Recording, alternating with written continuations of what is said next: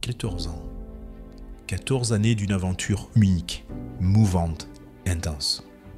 Régénère a traversé des phases aussi variées que marquantes, des envolées fulgurantes, des percées inattendues, des arrêts brusques aussi, des défis colossaux, des conférences et des événements grandioses rassemblant des milliers de personnes autour d'une quête connue, à savoir comprendre, expérimenter et reprendre en main sa santé et sa liberté.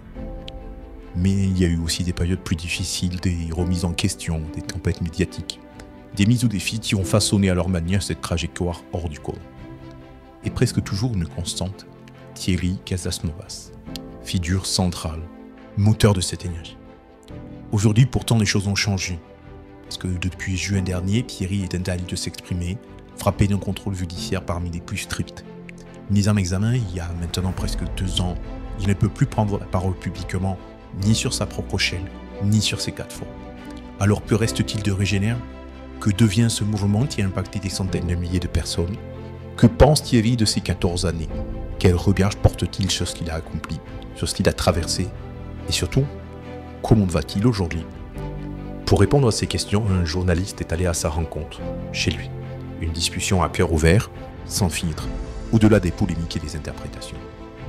Et surtout, restez bien jusqu'à la fin de cette vidéo, car pour ses 14 ans, Régénère s'apprête à vivre une transformation sans précédent. Un tournant majeur, un renouveau. Une nouvelle création pensée pour servir le vivant, la liberté et la santé. Tout cela vous sera révélé en détail en fin de vidéo. Mais pour l'heure, place à Thierry.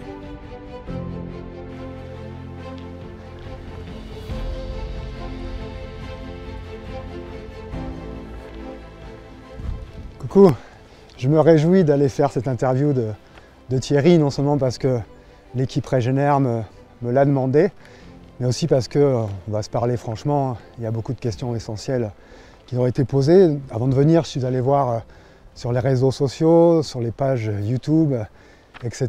Et j'ai vu un petit peu toutes les interrogations, les questionnements des uns des autres, tout ce qui se demande et tout ce qui se dit.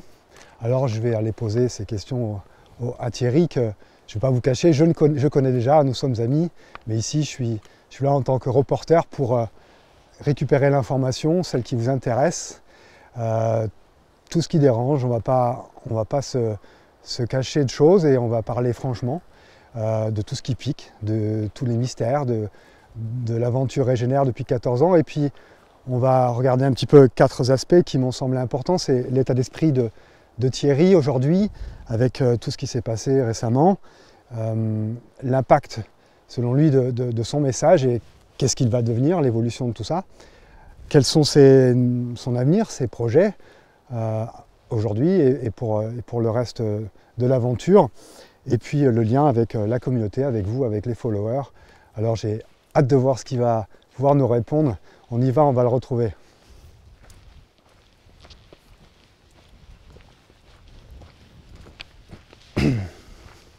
Rien, viens.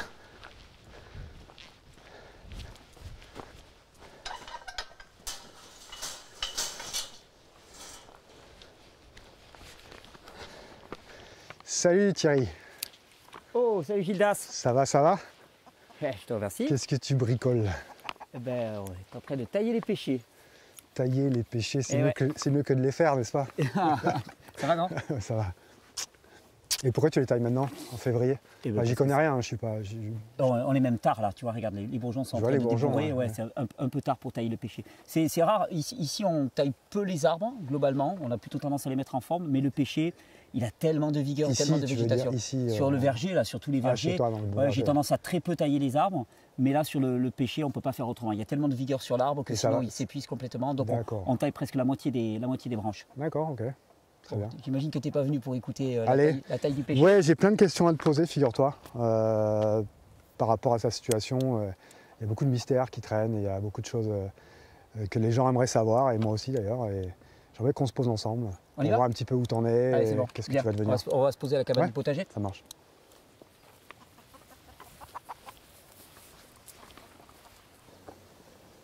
Cher Thierry, la première question qui me vient en tête, c'est comment vas-tu après tout ce qui s'est passé là de ces années un peu folles récemment?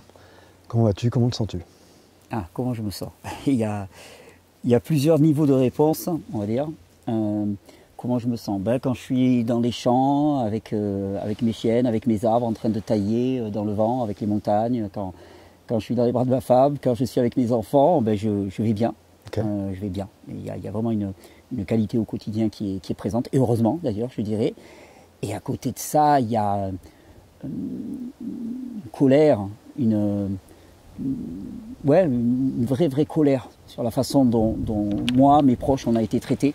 Et on continue à être traités par le système judiciaire, le système étatique, le système bancaire, enfin, tous les harcèlements, le système journalistique, même si les journalistes actuellement ils m'ont un peu lâché.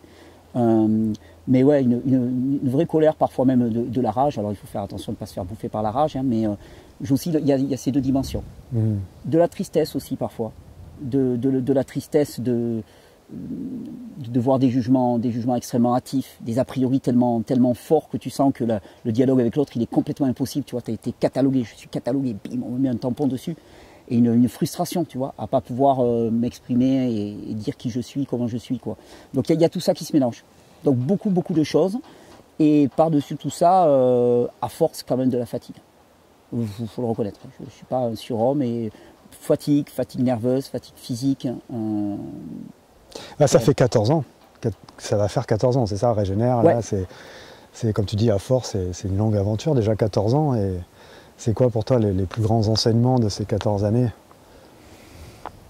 Plus grands enseignements de ces 14 années J'imagine qu'il y en a beaucoup. Il y en a plein, mais avec pas grand-chose, on peut faire beaucoup. C'est vrai que pas grand-chose, c'était un petit téléphone, et surtout une gueule de zombie. Ouais. Je veux dire, c'est aucun argument marketing. Avec pas grand-chose, un pauvre téléphone. Disons que la conviction, la foi, l'enthousiasme peuvent beaucoup. Mais un regard, la réaction peut être aussi très violente. Et qu'il y a une certaine naïveté finalement à peut-être de ma part, je ne sais pas, à un moment, ou en tout cas j'ai pas su appréhender quelle serait la réaction du système. Si moi dans ma naïveté, je pensais vraiment tellement que ce que je faisais était tellement plein de sens et utile à tout le monde que je n'imaginais pas qu'on allait me rentrer dedans comme ça.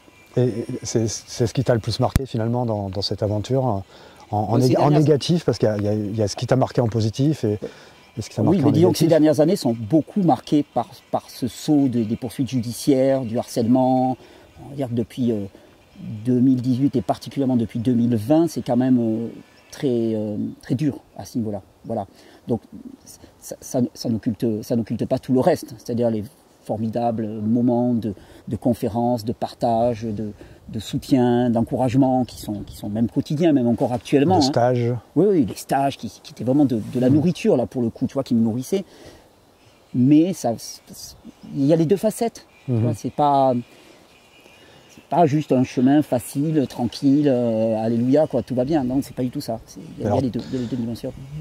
Tout à coup, tu as été mis au silence forcé, silence radio, plus possibilité de communiquer. Comment tu l'as vécu, ce silence forcé, là, où on t'a jugulé Alors, il y avait eu déjà une première fois en mars 2023, quand j'ai été mis en examen.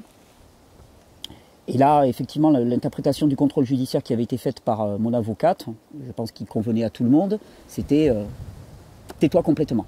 Et là, pendant presque 8 mois ou 9 mois, jusqu'en novembre 2023, j'ai été au silence total. Là, ça avait été très dur. Très dur parce que la mise en examen, elle était suite à 4 jours de garde à vue qui était éprouvant psychologiquement. C'est fait pour te faire craquer, hein, une garde à vue. De toute façon, faut pas. Je veux dire, il n'y a pas de secret. Le fait d'être interdit de faire des stages. Tu vois, moi, il y avait un stage qui démarrait juste après la garde à vue. Boum, moi, les stages, c'est le moment où je m'exprime, où je me nourris, quoi, quelque part de l'interaction, du vécu, et ainsi de suite. D'un seul coup, j'ai plus le droit de rentrer dans le stage. Enfin, je suis chassé de chez moi. Je suis pratiquement chassé de chez moi aussi, puisque j'ai plus le droit de rentrer chez moi, parce qu'on m'interdit de résider dans la commune où j'ai mon habitation. Ouais, toutes les mesures ont été drastiques. Là, ça m'a percuté, ça m'a fracassé. Comme un terroriste, quoi. Ouais, ça m'a fracassé. Ça m'a fracassé. Donc le premier arrêt a été très dur. Très dur. Je dirais même que je pense que j'ai traversé une espèce de phase de dépression, quoi. Voilà. le deuxième arrêt, en juin 2024, donc en juin dernier, où là vraiment le contrôle judiciaire a été encore renforcé, parce qu'en fait, entre les deux, à partir de novembre 2023, suite au conseil de mon avocat, j'ai changé d'avocat, et nouvel avocat, Fabrice Divisio, me dit, bah, moi je lis le contrôle judiciaire, excusez-moi, mais les vidéos, vous pouvez en faire. Oui, donc tu n'avais plus le droit de parler du sujet du soin, la naturopathie, etc., tout ton sujet. Si. Le premier contrôle judiciaire ne me l'interdisait pas, mais il était tellement vaguement formulé qu'on avait l'impression qu'il me l'interdisait, mais il ne me l'interdisait pas. Par contre, en juin 2024, la magistrate, je pense, réalise que ce qu'il voulait, enfin moi en tout cas c'est comme ça que je l'interprète, c'est m'empêcher de m'exprimer. Et là, il rédige le contrôle judiciaire de manière à là, il n'y ait pas de biais, quoi, il n'y ait pas de voie de sortie. Et là, ça se passe complètement différemment pour moi. Complètement différemment. Ça vient à un moment où il y a déjà une prise de conscience par rapport à ce que j'ai fait depuis ces 14 ans, un espèce de bilan personnel, et la sensation qu'il y a autre chose à faire. Comme si tu étais arrivé au bout du truc, en fait. Ouais, pas au bout du truc, parce qu'on peut toujours, excuse-moi l'expression, ça va faire très prétentieux, mais on peut peaufiner son art, tu vois, mais c'est pas obligatoirement le truc qui m'intéresse. Moi, je suis pas quelqu'un qui va dans la finition du micro-détail et tout, ça m'intéresse pas. Moi, je suis quelqu'un qui aime lancer des trucs, tu vois, au commencement. Moi, je suis quelqu'un qui est un pionnier, quoi, d'une certaine manière. Et là, il y a vraiment quelque chose qui monte en moi, qui est du domaine de l'élargissement de la perspective. Et puis, à ce moment-là, mon avocat Fabrice Divisio évoque cette possibilité. Un ami, sous forme de blague, un soir, j'étais chez un copain, et il me lance comme une boutade, il me dit « Ouais, maintenant que t'es mis en examen, toi, t'es qualifié, tu devrais faire de la politique. » Parce que finalement, tous les politiques sont mis en examen, donc t'es un ripou comme eux, quoi, d'une certaine manière, donc tu peux y aller. Puis bim, ça me dit à bout à bout. Et il y a un truc qui est monté en moi, c'est de se dire finalement, ça fait 14 ans que je parle de réforme du mode de vie pour améliorer sa qualité de vie, pour améliorer sa santé, mais de responsabilisation. De responsabilisation. Mais en fait, le système devient tellement totalitaire qu'on n'a plus la liberté de poser ses choix. C'est-à-dire que cette capacité de choix, elle nous est de plus en plus refusée. Et donc, à un moment, il va falloir s'en occuper de ça. Parce que sinon, ça ne sert à rien de dire aux gens, bah voilà, vous pouvez prendre soin de votre santé en faisant ceci, cela. Si on commence à criminaliser le jeûne, si on commence à criminaliser toutes ces pratiques de santé, bah, au bout d'un moment, mon message n'a plus de sens. Et donc l'idée de porter le message sur un champ beaucoup plus large, qu'on va appeler le champ politique, mais au sens noble du terme, c'est-à-dire vraiment la vie globale du groupe humain que nous constituons, ben, c'est montré comme une évidence pour moi. Donc au lieu d'abandonner, est-ce que tu as eu des moments où tu as envie de jeter l'éponge avant de passer à cette nouvelle, entre guillemets, ce nouvel élan? Jeter l'éponge, je ne sais pas, mais il y a eu des moments où je me suis arrêté de faire des vidéos. Par exemple, tu vois, en 2021, je me suis arrêté de faire des vidéos parce que la pression, pas tant sur moi, et je ne veux pas me la jouer, invulnérable, je ne suis pas du tout invulnérable, hein, c'est pas le cas, mais sur mes proches en particulier, elle devenait vraiment trop dure, elle les affectait beaucoup trop, et je dirais que la seule chose qui me ferait arrêter, vraiment, c'est mes proches. Voilà. C'est mes proches. Sinon, si tu veux, il y a un truc en moi, et c'est pas pour faire de la provocation, mais il y a un truc en moi qui se dit, enfin, je veux dire, c'est pas je ne veux pas laisser ce pouvoir sur moi au monde extérieur de me dire quand il faut raccrocher les gants. C'est de l'intérieur que ça doit venir, tu vois.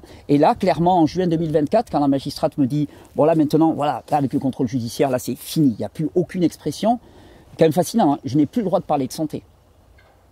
Si je voulais jouer au con, je pourrais parler de maladie.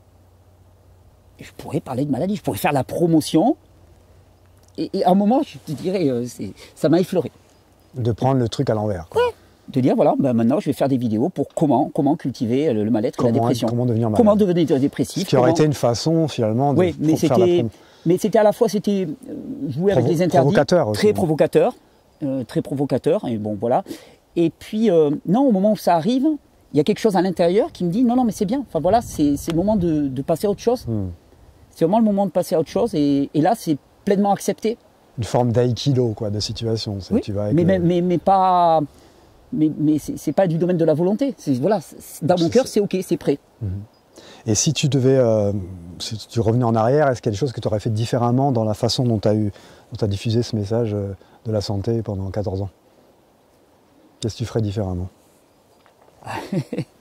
Je sais pas, c'est toujours un peu bizarre de vouloir changer la réalité qui a été, parce que la réalité, elle a été... Monsieur, je me changerai moi, tu vois, parce que, je sais pas, moi, des fois, je vois des gens qui lancent des chaînes YouTube et des choses comme ça, c'est hyper cadré, hyper rigoureux, ils font des sujets les uns après les autres, c'est bien organisé, tu vois, c'est pas moi. Moi, c'est parti dans tous les sens, c'était un peu bordélique, c'était pas optimisé, c'était...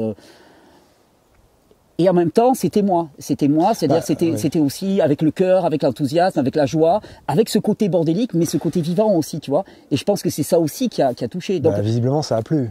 Oui, ça a plu. Et d'ailleurs, tu as pu constater que malgré les freins qui ont été mis à ton aventure par le système judiciaire, ton audience, elle a fait que croître depuis. Comment tu l'expliques, comment tu le perçois, tout ça, cet impact?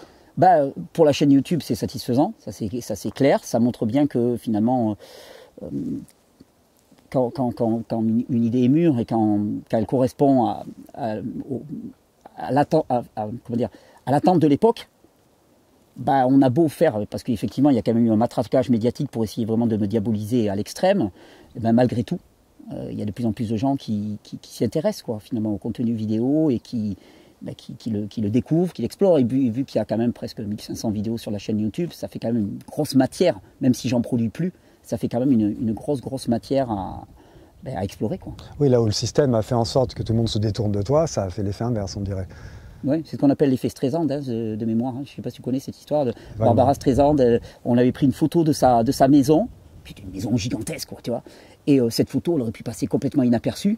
Et elle a pété les plombs parce que je pense qu'elle a craint, tu vois, qu'on stigmatise sa richesse, son extrême richesse. Donc elle a commencé à faire un procès contre le journaliste. Et à ce moment-là, sa photo s'est retrouvée absolument partout. Tu vois, ça a été médiatisé à l'extrême, quoi, tu vois.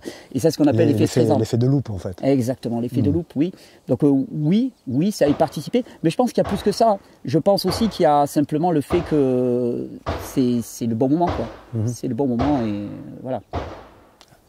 Et donc maintenant, là, tu as arrêté Régénère. Qu'est-ce que c'est devenu? Comment ça... Si tu veux, moi, ce qui s'est passé, c'est qu'en juin 2024, quand le contrôle judiciaire a été renforcé, j'ai pris conscience que là, j'étais arrêté et que je ne pouvais plus du tout produire de vidéos. Et qu'en plus, ça correspondait à quelque chose qui, en moi, était mûr et prêt à... Le fruit était prêt à tomber. Donc, j'ai décidé de céder la chaîne Régénère, tout mon contenu vidéo à des personnes qui ont repris le site Régénère, des gens que, pour certains, une bonne part aussi, que des gens qui avaient été formés lors de mes stages, lors de mes formations, ainsi de suite, des gens avec qui je collaborais déjà depuis un certain temps, qui eux avaient à cœur. Là, moi, je disais, moi j'ai envie d'arrêter, quoi, finalement, j'ai envie d'arrêter ça, de passer à autre chose. Ils m'ont dit, nous, on a envie de continuer. Et j'ai trouvé ça très intéressant pour plein de raisons. Comme je te disais, finalement, je suis conscient aussi de mes lacunes. Tu vois, par exemple, le côté, je suis pas quelqu'un d'ultra organisé, je ne suis pas quelqu'un d'hyper rigoureux et choses comme ça. Et en me disant, si quelqu'un d'autre prend cette matière, peut-être qu'il va pouvoir apporter sa qualité propre. Et si en plus ils sont plusieurs, s'ils sont nombreux, ils vont pouvoir apporter leur qualité propre et amener ce contenu à quelque chose auquel moi, je ne l'aurais pas amené. Parce que moi, je l'ai amené avec qui j'étais. Et eux vont l'amener avec qui ils sont, tu vois, et l'important de nouvelles compétences. Et je te dis, c'est comme quand le fruit est mûr. Le fruit est mûr, on le laisse tomber. Donc j'ai cédé tout ce qui était la propriété de mes vidéos. Tu as passé le flambeau, quoi, un petit peu. Ah oui, de toute façon, c'est ce que me demande le système judiciaire. Tu n'avais pas vraiment le choix, de toute façon. Non, mais j'aurais pu m'accrocher et puis me dire, ça va rester en sommeil pendant quelques années, et puis tôt ou tard, ça va se terminer, ces poursuites judiciaires. Enfin, je veux dire... D'une façon ou d'une autre, oui. Ouais, on va y arriver, quoi, au procès. Et puis je suis pas vraiment inquiet. Donc, alors du coup, dans quelle mission tu t'es lancé, toi, depuis maintenant? Voilà, tu tournes la page de cet aspect Régénère, et c'est quoi ta nouvelle mission? Cette mission, c'est ce qui est né là au cours de cet été là 2024, hein, ce projet que j'ai présenté là récemment, qui s'appelle un mouvement politique, qui s'appelle Vivant. Ouais, Vivant. Qui est vraiment pour moi un élargissement de cette réflexion par rapport au respect du vivant, puisque pour moi la santé c'était avant tout le respect du vivant en chacun de nous. d'une certaine manière. Et c'était connaître les besoins du vivant en chacun de nous, les respecter, y répondre du mieux que possible pour que cette vie s'exprime. Et bien là, l'idée, c'est vraiment de voir au niveau sociétal qu'est-ce qu'on peut faire et qu'est-ce que ça veut dire surtout une société qui serait ancrée dans ce respect du vivant.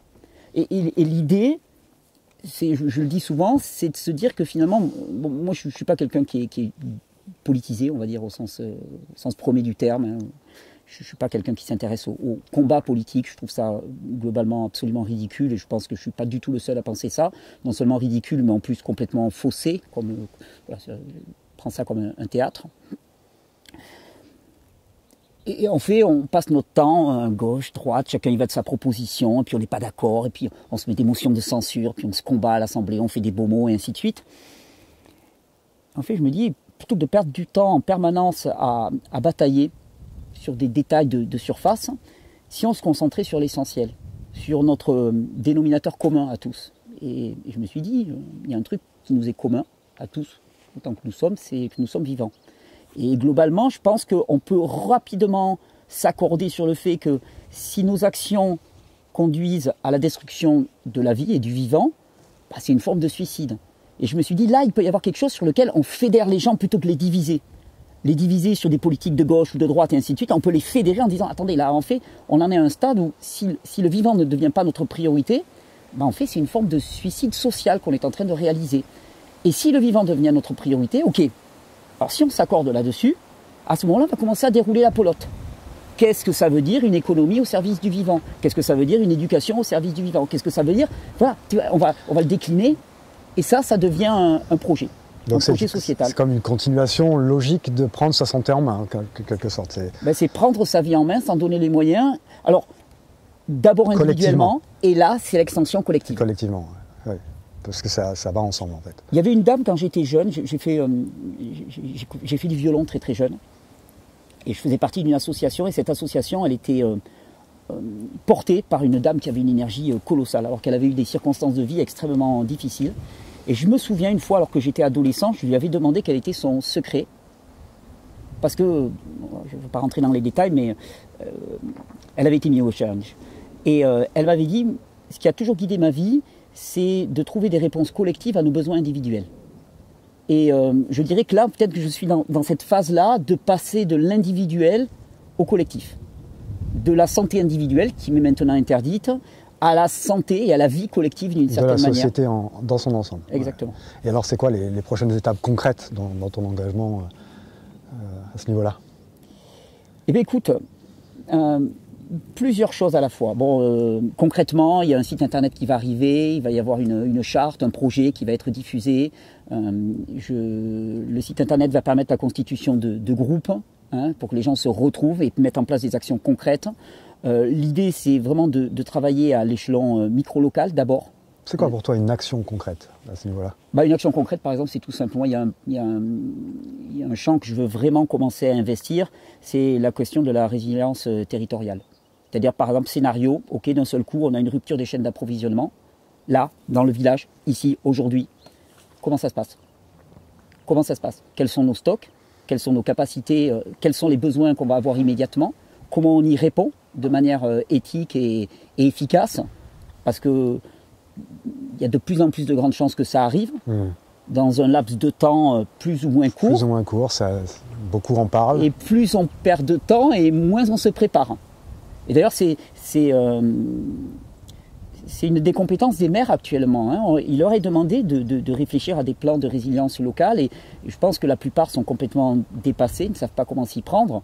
Et l'idée vraiment, c'est d'aller rencontrer les maires et de travailler avec eux et de leur dire, en fait, là, maintenant, il faut qu'on se remonte les manches et simplement, nous, on va proposer des plans dans lesquels on fait d'abord un état des lieux. Quelles sont nos ressources locales dans un environnement de 5-10 km? À quelle échelle? À l'échelle de chaque commune, de chaque communauté de communes ou territoire de ce genre-là, quoi? Oui, moi je partirais même de la commune, de la plus petite parcelle, quoi, tu vois, parce que je pense que les réponses, même il peut y avoir des principes globaux qu'on va partager, les réponses, elles vont être locales. Chaque localité, chaque espace a ses propres spécificités et va apporter des réponses qui lui sont spécifiques. Et c'est là où on va permettre l'individualisation. Et ça, je pense que ça va être la première étape du mouvement vivant. C'est vraiment remettre en place des résiliences locales pour assurer les besoins vitaux en cas de situation de crise. Et puis petit à petit, on va gravir les échelons comme ça. D'accord. Donc voilà, le site internet en pratique, toujours pareil, les développements ça prend un peu plus de temps que prévu. Et pour le coup, voilà, donc je termine ma phrase, ça prend un peu plus de temps que prévu, mais on va dire que fin février à peu près tout sera mis en place, sera diffusé. Puis, c'est tout proche. Ouais. Et pour le coup, j'ai aussi la conviction avec ce mouvement vivant, je ressens le même enthousiasme que je sentais au tout début de Régénère, tu vois, quand c'était vraiment les tout premiers prémices, quoi. Et avec ce mouvement vivant, j'ai vraiment la conviction dans le cœur de ne pas forcer les choses, de ne pas tout porter moi-même et d'y aller au forceps, tu vois, et de vouloir pousser. Et vraiment, j'ai la conviction d'être initiateur, bien sûr, d'être force de proposition, mais de laisser aussi la place à quelque chose, moi j'aime bien ce mot, qui est du domaine de la grâce aussi, c'est-à-dire vraiment la magie, quoi. Ouais, pas de l'effort personnel uniquement. Voilà, parce que moi je suis quelqu'un qui a tendance à faire beaucoup les choses par ma volonté, par mon effort personnel, je suis quelqu'un de très volontariste. Et là, alors je ne sais pas si c'est mon grand âge qui veut ça, je suis un peu fatigué peut-être, ou si c'est une forme de décontraction, de quiétude, de paix, mais j'ai envie que les choses elles se fassent beaucoup plus spontanément, d'une certaine manière. Et puis laisser la place au collectif aussi le plus vite possible. De ne pas être un leader porteur, mais d'être une force de proposition qui participe et qui ensuite se retire dès qu'il faut, quoi. Voilà, dès que le job il est fait, quoi. Alors quelle place tu veux donner à l'aspect transmission et formation dans ces nouveaux projets par rapport à avant? Tu faisais beaucoup de transmission et de formation, c'est quoi la place de la transmission et de la formation aujourd'hui pour toi? Alors bon, la transmission et la formation... Parce que c'est ce qui t'a animé quand même pendant un petit moment. Oui, mais j'aime ça, mais tu sais, des passions, j'en ai des tas. Moi, avant de m'intéresser aux questions de santé, j'ai été forcé de m'intéresser aux questions de santé parce que j'ai été moi-même confronté à un challenge personnel au niveau de la santé. Mais avant ça, je ne m'y intéressais pas particulièrement à la question de la santé personnelle. Et ma première passion, c'était une passion pour une science qu'on appelle la permaculture, qui là pour moi a une portée politique beaucoup plus large que la question de la santé même, puisque vraiment pour moi la permaculture c'est de la politique en tant que telle.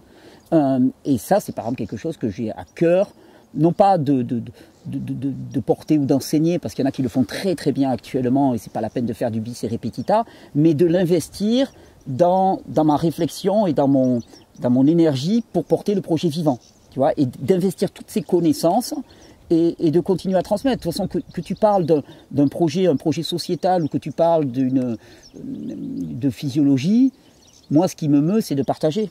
Donc dans les deux cas, moi je partage, donc je suis heureux. Tu t'évoquais ton soi-disant grand âge, on n'y est pas encore, mais tu as des enfants, si tu avais un message justement à transmettre aux générations futures, ce serait quoi? Un message à transmettre aux générations futures.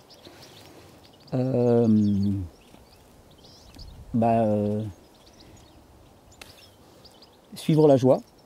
La joie. Ouais, suivre la joie, parce que je pense que c'est vraiment le marqueur de l'action juste. Tu vois, quelque part, quand la joie qui n'est pas le plaisir, hein, qui est quelque chose de beaucoup plus intérieur. Plaisir, c'est quelque chose qui va, qui vient, qui est assez, puis qui peut être vraiment manipulé par l'extérieur. Alors que la joie, c'est vraiment quelque chose qui est endogène, quoi. Tu vois, c'est une espèce d'énergie, de satisfaction, d'enthousiasme, cette espèce de rire intérieur, quoi, tu vois, qui finalement qui marque l'action juste. Suivre la joie, et je pense qu'on en a vraiment besoin beaucoup actuellement, parce qu'on s'impose énormément des conditions de vie qui sont absolument inacceptables. Et parce qu'on a renoncé à la joie, on se soumet à des conditions de vie qui, pour moi, on ne devrait jamais pouvoir les accepter. Jamais. Ce qu'on a vécu, c'est depuis 2020 en particulier, mais même, je veux dire, cette manipulation de l'information, ce foutage de gueule généralisé, ce mépris institutionnel. Enfin, je veux dire, quand tu fais un rewind un petit peu des déclarations qui ont été faites, enfin, je veux dire, c'est monstrueux, c'est inacceptable de vivre des choses comme ça. Et actuellement, il y a vraiment des combats à mener, des combats pour la liberté d'expression, des combats pour la liberté de vivre, pour la liberté de vivre ensemble, de créer ensemble, d'être créateur et non pas spectateur, d'être émetteur et non pas uniquement récepteur. Et tout ça, pour moi, chacun devrait trouver sa place là-dedans, dans ce projet général de société. Et la joie est pour moi l'un des meilleurs marqueurs. Très bien. C'est vrai qu'on en a besoin. C'est pas la période la plus réjouissante de l'humanité en ce moment et on a besoin de joie quand on voit la... Et puis la joie, tu vois, c'est quelque chose qui peut émerger même dans des circonstances très dures. Et c'est un moteur magnifique. Et c'est un moteur magnifique. Ça bouge les montagnes en fait, beaucoup plus que tout le reste. Ah, je crois. Mais la joie, la foi, pour moi, c'est deux expressions. La joie, c'est l'expression de la foi, d'une certaine manière. Peut-être que la foi est même presque en amont de la joie, mais je ne sais pas. Bon, je demanderai des développeurs. La communauté, c'est agrandi. C'est maintenant combien d'abonnés à la chaîne Régénère Alors qu'il n'est plus la mienne. Qui n'est plus la tienne, mais c'est monté jusqu'à... 2 700 000 2 700 000 je garde un œil dessus quand même. Qui te suivent. C'est quoi ta relation aujourd'hui avec cette communauté comment tu la vois? Ah ben, comment je la vois? Je la vois avec beaucoup de satisfaction. Non pas parce que... Enfin voilà, c'est pas... Si tu devais t'adresser là à tous ceux qui t'ont soutenu, qu'est-ce que tu leur dirais à tous ceux-là, tous ceux qui ont été des soutiens? Surtout dans les moments les plus durs où tu as vu justement le nombre d'abonnés s'accroître alors qu'on faisait tout pour te taire et te décrier à tous les niveaux. Alors je dirais d'abord merci, évidemment, merci, un immense merci. Merci pour le soutien. Et j'ose espérer que ce soutien n'est pas un soutien aveugle, que c'est un soutien éclairé par l'expérience de la réalité, de ce qui est partagé, ce qui était partagé dans mes vidéos sur la physiologie, que c'est pas un soutien idéologique, que c'est pas un soutien mental, mais que c'est un soutien pratique de personnes qui ont simplement expérimenté, qui ont vu, qui ont testé, qui ont vu, et à qui on pourra raconter à peu près tout ce qu'on veut maintenant qu'ils ont vu. C'est bon, c'est bâclé, enfin, c'est rangé quoi. Et les autres? Tous ceux qui t'ont justement critiqué, dénigré, il y en a. Ah oui, pas tant que ça finalement, mais pas il y en a. Pas tant que ça. Leur visibilité médiatique, leur écho médiatique est gigantesque par rapport à leur représentativité réelle. Moi, je le dis souvent en rigolant, mais en 14 ans... on leur a donné le micro. Oui. Pour te casser. Oui. Puis souvent, c'était des opérations commanditées, des gens qui étaient financés, et puis des tout petits, mais qui prennent une espèce de... Tu sais, c'est un peu comme des jeux d'ombre, tu vois une ombre gigantesque, mais c'est une petite souris qui fait l'ombre, quoi. Alors, si tu devais t'adresser à eux, mais là, je disais, je termine mon propos, je disais que moi, en 14 ans, dans la rue, dans le monde réel, je n'ai jamais rencontré quelqu'un qui s'en prenne à moi, qui m'agresse verbalement, qui me reproche quoi que ce soit. Les milliers de morts, alors soi-disant ils sont morts donc ils peuvent pas le dire, mais les milliers de morts je les ai jamais vus, il n'y a personne qui m'a Je crois que personne ne les a vus cela. Non, personne ne les a vus. Donc, voilà, tu m'avais raconté même que ça t'était arrivé d'être à l'hôpital pour je sais plus quoi, le poignet ou quelque chose, et qu'on venait te témoigner du soutien. Et j'ai fait des selfies avec les infirmiers, avec les choses comme ça, mais ils se disaient discretos et tout, parce qu'il fallait pas trop le montrer par rapport à l'institution. Mais beaucoup de soutien chez les gendarmes, dans la police et ainsi de suite. C'est arrivé assez fréquemment, ça arrive encore. Mais ce que je veux dire, c'est intéressant parce que ça veut dire qu'il y a vraiment un décalage, et c'est vraiment ce que j'ai vu ces dernières années, un décalage énorme entre le monde virtuel et le monde réel. Et je pense que c'est là où il y a vraiment une force. C'est-à-dire qu'actuellement, le monde virtuel est un monde sur lequel il y a quand même une censure et un totalitarisme qui s'expriment de façon assez violente, même si il y a un vent de liberté qui souffle actuellement. Il y a Zuckerberg qui fait son mea culpa, il dit ça y est, on va arrêter de censurer, on va arrêter d'écouter les fact-checkers et ainsi de suite. J'ai tendance à croire quand même que le diktat des algorithmes va durer encore un certain temps. Mais par contre, dans le monde réel, ils n'existent pas. Ils n'existent pas. Et moi, ça reste extrêmement rassurant. C'est-à-dire que la toute-puissance et le côté délirant aussi de ces visions, tu vois, d'intelligence artificielle, dans lequel finalement c'est une espèce d'homme-dieu qu'on voudrait recréer, dans lequel on devient tout-puissant, illimité, et ainsi de suite, ça a la limite du monde virtuel. C'est-à-dire que tu fermes ton téléphone, tu fermes ton ordinateur, tu coupes l'approvisionnement électrique, tout ça, ça n'existe plus. Donc c'est extrêmement fragile. Et la réalité, elle s'impose. La réalité, elle est là. Je veux dire, tu arrêtes toutes les centrales nucléaires, la réalité, elle continue à être là. Il y aura toujours du vent, il y aura toujours des fruits, il y aura toujours des poules en train de picorer par terre, il y aura toujours des animaux, il y aura toujours des enfants, il y aura toujours des humains, il y aura toujours des fêtes de village, il y aura toujours des arbres au milieu des villages, il y aura toujours des jours longs en été, des jours courts en hiver, et ça va pas bouger. Et pourvu qu'il y ait de la joie.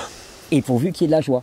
Donc il y a vraiment un très très gros décalage. Alors tu me demandais à ceux qui te critiquent, qu'est-ce que tu pourrais leur dire là maintenant, s'ils te regardent? Alors, à titre de provocation, je pourrais reprendre les mots de Jésus sur la croix. Pardonne-leur, mon Père, parce qu'ils ne savent pas ce qu'ils font. Mais oui, c'est-à-dire que oui, j'aurais ces mots-là, mais voilà, là, ça a un côté un peu provocateur. Mais ne pas me consumer dans la colère, parce qu'effectivement, je pense que la plupart du temps, ils ne savent pas ce qu'ils font. C'est-à-dire qu'ils parlent de choses qu'ils ne connaissent pas, avec une arrogance, et c'est souvent la peur qui les meut. Oui, qu'est-ce qui peut les motiver, justement? Qu'est-ce qui motive un idéologue? À part la peur. Qu'est-ce qui motive un idéologue? Quel besoin a-t-on de s'accrocher d'une façon aussi violente à sa conviction et ne pas supporter que l'autre exprime une conviction différente? À part la peur. Quand tu es stable dans ce que... Je veux dire, c'est toujours la même chose. Moi, si quelqu'un vient me voir et qui me dit « Gildas n'existe pas », je ne vais même pas discuter. Je ne me sens pas en danger par rapport à ça. J'ai passé l'après-midi avec toi à discuter devant une caméra. Non, je ne discute même pas. Ça se trouve, c'est pas mon nom. Oui, non, ça peu importe. Par contre, si je suis insécure, parce que je t'ai jamais rencontré, tu vois, puis on me dit Gildas n'existe pas. Là, non, mais si, je sais qu'il existe. En fait, je sais qu'il existe parce que j'ai changé avec lui. Et puis, je ne vais pas supporter qu'on le remette en cause, parce que je suis extrêmement faible dans mes convictions. Parce que je ne parle pas d'une expérience vécue, je parle d'une croyance, d'une adhésion intellectuelle. Hein.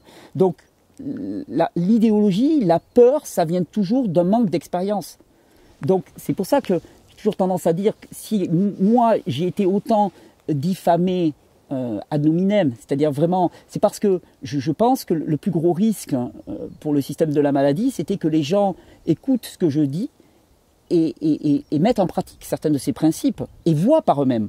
Parce qu'une fois qu'ils ont vu par eux-mêmes, on a beau dire Thierry, le gourou, machin chose et tout, ça n'a rien à faire en fait. Oui, c'est plus de l'ordre de l'idéologie. Oui, puis ils s'en foutent de Thierry. Ils s'en foutent de Thierry. Ils disent juste. Puis en plus, t'es pas le premier à avoir dit ce que t'as dit. Pas le premier. Tu l'as pas inventé là, Ils s'en foutent. On dit Thierry, voilà, il est véreux, machin chose et tout. Ok, mais bon, moi j'ai fait les jus, je vais bien. Donc je m'en fous de Thierry, c'est les jus. Voilà, tu vois. Donc en fait, d'un seul coup, moi je disparais. Donc la meilleure des façons pour le système de jeter l'opprobre sur tous ces principes de santé qui sont des principes millénaires, effectivement, que j'ai absolument pas inventés, c'était d'essayer de caricaturer le porte-parole que j'étais, comme ils l'ont fait avec des tas d'autres. De tuer le messager. Exactement. Pour décrédibiliser le message. Voilà. Et donc, si j'ai quelque chose à leur dire, et si vous preniez le risque d'essayer. Et si vous preniez le risque d'essayer. Souvent, ce sont des gens qui se réclament de la méthode scientifique, et si vous preniez le risque d'appliquer réellement la méthode scientifique, qui est une méthode expérimentale, et non pas une méthode idéologique, ça pourrait un peu changer la donne. Oui, ça serait intéressant à voir, en tout cas. Alors, on te retrouve quand? À partir de maintenant, pour l'avenir, là, tout de suite, on te retrouve donc pour le mouvement vivant, c'est ça? Mais on me retrouve pour le mouvement vivant. Il y a un site internet qui va sortir tout bientôt, donc, on va dire fin février. On te reverra en vidéo? On me reverra en vidéo dans le cadre de mon engagement avec le mouvement vivant, puisque voilà, moi, je suis soumis de toute façon au contrôle judiciaire. Et puis je te dis, j'ai tourné la page. Donc j'ai tourné la page. Je pense que j'ai dit ce que je devais dire dans le domaine de la santé, qu'il était en moment d'élargir le propos, ça c'est certain. Et je fais vraiment confiance aux personnes qui ont repris le contenu, le projet Régénère, pour en faire quelque chose de plus grand même que ce que moi j'aurais pu faire. Tu vois, je pense que j'ai apporté ce que je pouvais apporter avec le cœur, avec conviction, avec joie, avec enthousiasme, et que les choses sont parfaitement en place, quoi, pour laisser la place à d'autres personnes qui vont apporter d'autres compétences et qui vont faire exploser ce contenu en y apportant eux aussi leur matière, hein, parce que c'est toujours pareil, hein, on prend la matière de l'autre, quelque part on l'assimile, on se l'approprie, et quand on la ressort avec une autre tonalité, une autre façon de la structurer et de l'enrichir. Vraiment, je suis extrêmement confiant, et je pense que c'était la plus belle des choses à faire, et que c'était nécessaire à ce stade-là. Merci pour toutes ces réponses fort intéressantes. On sait maintenant un peu plus où tu en es et vers où tu vas. J'espère que ça répondra à plein de gens qui se posaient toutes ces questions essentielles à ton sujet. Merci Gildas. Merci Thierry. Régénère, c'est loin d'être fini. Bien au contraire. Aujourd'hui, une nouvelle page s'écrit. Plus grande, plus forte et surtout collecte. Ce projet dépasse largement le travail d'un seul homme. Nous avions promis de grandes annonces pour les 14 ans de Régénère et nous ne vous avons pas menti. Alors d'abord, il y a le grand retour des contenus sur la physiologie, l'hygiénisme et la santé sur cette chaîne YouTube. Dès maintenant, cette chaîne YouTube reprend sa mission. Transmettre, partager et inspirer. Chaque semaine, vous retrouverez un contenu inédit pour poursuivre l'œuvre de Thierry. Mais cette fois, nous ne sommes plus seuls. Une équipe s'est formée avec une vision encore plus claire et des leçons tirées du passé. Ça, c'est la première bonne nouvelle, le premier cadeau pour toute la communauté pour les 14 ans de Régénère. Mais ce n'est pas tout. On fait aussi l'ouverture d'une toute nouvelle plateforme révolutionnaire sur Régénère TV. Un espace unique, un outil unique, un espace pensé pour votre autonomie, votre liberté et votre santé. Pendant 14 ans, Thierry a exploré, expérimenté, transmis un savoir immense. Il a posé des bases solides et ouvert des chemins. Aujourd'hui, ce sont ceux qui ont appris à ses côtés, ceux qui ont travaillé avec lui de près pendant des années, qui prennent le relais. Ce ne sont pas des inconnus, ni de simples théoriciens. Ce sont des passionnés, formés directement par Thierry, qui mettent aujourd'hui leur savoir et leur expérience au service d'un projet encore plus grand. Régénère TV, c'est bien plus qu'une plateforme, c'est une boîte à outils conçue pour passer de la théorie à l'action. Alors pour cela, nous allons vous proposer de créer nombreux outils avec par exemple un premier outil qui est unique, une création nouvelle, que nous avons appelé des parcours guidés pour apprendre efficacement et sans perte de temps. D'ailleurs, chaque mois, un nouveau parcours ciblé sur une thématique précise vous sera proposé. Les parcours, ils sont conçus pour aller droit au but. Ce sont des itinéraires qui permettent d'explorer un sujet, de comprendre l'essentiel rapidement et d'appliquer immédiatement ce que vous apprenez. Chaque parcours est composé de plusieurs modules, entre 10 et jusqu'à 37 modules, et chaque module est validé par un questionnaire pour ancrer vos connaissances. Alors, dès à présent, il y a déjà 5 parcours qui nous sont proposés. Le premier, c'est un parcours qui se nomme « Perte de poids », extrêmement intéressant, dans lequel vous allez comprendre toute la physiologie de la prise de poids et donc de la perte de poids, avec une dimension hormonale et nerveuse que vous n'avez certainement jamais vue auparavant.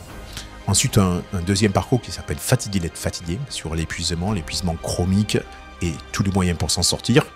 Ensuite, un troisième parcours qui se nomme « Découvrir et pratiquer le jeûne » exceptionnel, qui va vous guider pas à pas pour construire une pratique sécuritaire du jeûne en toute autonomie. Alors ensuite, un quatrième parcours qui s'appelle permaculture, qui là est vraiment pour le coup assez unique, puisque au long des 37 modules de ce parcours, vous allez pouvoir suivre littéralement un PDC, permaculture design course, un cours de design en permaculture, qui est le cours certifiant qui est donné comme introduction à toute formation sérieuse de permaculture. Dès là, vous allez pouvoir assister à l'intégralité du cours qui d'habitude se passe sur 3 semaines. Vous allez pouvoir le suivre depuis chez vous. C'est un cours qui a été donné par Anguy et Jesse Darlington et vous allez avoir avec tous les supports de cours, tout le contenu théorique qui l'accompagne. Un 5e parcours vous est proposé qui s'appelle la santé des intestins, qui reprend toutes les informations essentielles pour prendre soin de votre écosystème intestinal et le régénérer. Et un nouveau parcours, au moins, sera proposé chaque mois, donc ça va aller en s'enrichissant. À côté de ça, c'est déjà énorme, mais à côté de ça, il y a aussi des formations. Alors les formations, c'est quelque chose de beaucoup plus approfondi pour une maîtrise complète par rapport au parcours. Vous allez y explorer les grands principes de la naturopathie et de l'hygiénisme qui vont être expliqués en profondeur et structurés pour une compréhension claire et durable. Il y a actuellement plus de 10 formations qui vont aller de l'hygiénisme à la détoxification, en passant par l'hormèse, l'alimentation physiologique, mais aussi la santé des enfants. Ce sont des dizaines et des dizaines d'heures de contenu qui sont là uniquement pour votre santé et votre autonomie. Et c'est pas tout. Vous allez trouver aussi des podcasts exclusifs, des podcasts de santé exclusifs qui vont encore enrichir le contenu que vous trouverez sur cette chaîne YouTube et qui iront encore plus loin. Et puis vous aurez aussi un forum dédié. Vous allez découvrir un forum dédié qui va permettre à tous les participants à ce site Régénère TV d'échanger entre eux, de partager leur expérience et leurs connaissances. Et la richesse du collectif est vraiment très très importante. Vous aurez aussi des vlogs inédits en immersion totale. Des vlogs, ce sont des vidéoblogs, sorte de journaux de ce qui se passe au centre de la régénération. Vous allez pouvoir le vivre de l'intérieur et découvrir toutes les initiatives en permaculture qui sont mises en place concrètement sur place. Et puis régulièrement dans l'année, vous aurez des challenges collectifs pour améliorer notre santé, votre santé, avec de la motivation, du soutien, du support de toute la communauté. Ce sera des grandes opérations qui se dérouleront plusieurs fois par an pour vous permettre d'accéder à un niveau de santé, une qualité de vie qui soit la meilleure possible. Alors, pour tout ceci, nous avons essayé de trouver un modèle qui soit le plus libre et éthique, et nous avons choisi de fonctionner avec un mode sur abonnement. Comme ça, il n'y a pas d'engagement figé, pas d'achat définitif, que vous n'exploiterez peut-être jamais. Vous ne payez que pour le temps que vous passez effectivement à vous former, à votre vie et selon vos besoins. Et pour célébrer les 14 ans de Régénère, eh bien, nous proposons une offre spéciale avec de très nombreux bonus. Et tout ça, nous vous invitons à venir le découvrir dans le lien qui est en description sous cette vidéo. C'est vraiment le moment idéal pour embarquer avec nous, avec la nouvelle équipe Régénère dans cette nouvelle aventure. Alors les 14 premières années de Régénère ont été incroyables, c'est certain. Mais ce qui arrive maintenant dépasse largement tout ce qui a été fait jusqu'ici. Nous vous donnons rendez-vous en cliquant le lien qui se trouve dans la description sous la vidéo sur le nouvel espace Régénère TV pour découvrir tout le contenu au service de la santé que nous avons préparé pour vous.